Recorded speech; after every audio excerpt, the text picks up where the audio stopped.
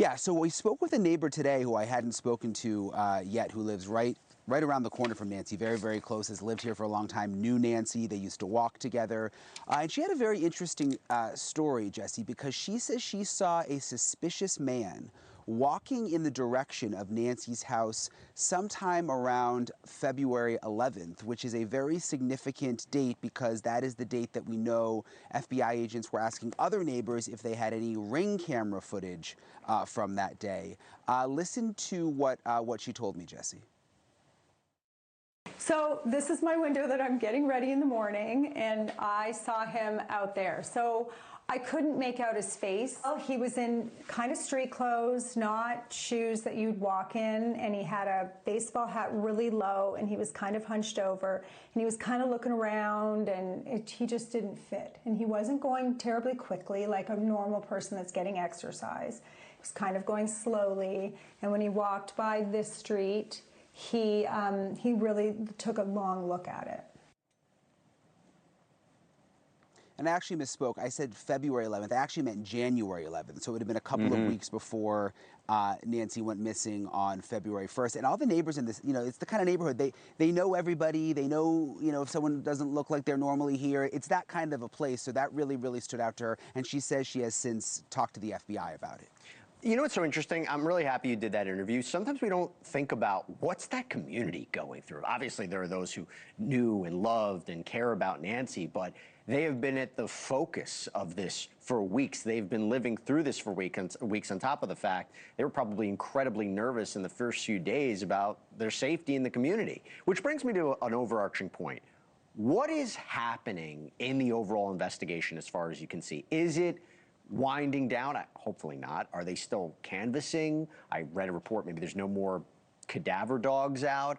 Are they at a roadblock right now? Are there things going on behind the scenes? What can you tell us?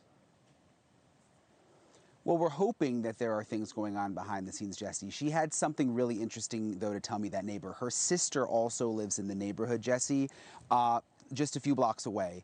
And she says that the FBI came to her sister's house. 2 FBI agents came inside, wanted to look in her garage, and that her sister was suspicious that they were actually real FBI agents. This was a couple of weeks ago. So her sister called 911 after they left and said, look, I think I have a strange feeling about these FBI agents that showed up. Turns out like 7 detectives show up, more FBI agents, and they say, yeah, you're right, we don't think those were real FBI agents. They end up doing this massive investigation in her house. They're fingerprinting. They're there for 4 hours. They take her DNA. After all of that, they say, actually, we just now realized that they were FBI agents, which just kind of shows that there were some miscommunications happening in the beginning. Listen to what she said about that, Jesse. So she called 911, and within 15 minutes, 10 minutes, there were 7 police cars, 4 FBI agents, said it wasn't the FBI. She was terrified. They swabbed her, fingerprinted the entire house. They swabbed her mouth. They swabbed her mouth. For DNA, wow. Yeah, and then were there till the middle of the night, and then just left, and she was terrified. So the next day, at about 3 o'clock in the afternoon, she got a call from the large group of FBI agents that were there and said, oh yeah, by the way, that woman was an FBI agent. We don't really know who the guy was, but she was, so you're fine.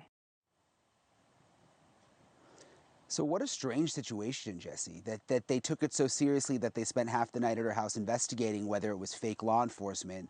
Come to find out, they just didn't realize that it actually was the FBI, apparently. Just a very, very strange story. Why am I not surprised by this? I mean, part of the narrative of this whole case is a question mark over the investigation, the back and forth between the Pima County Sheriff's Office and the FBI, jurisdiction, who's leading it.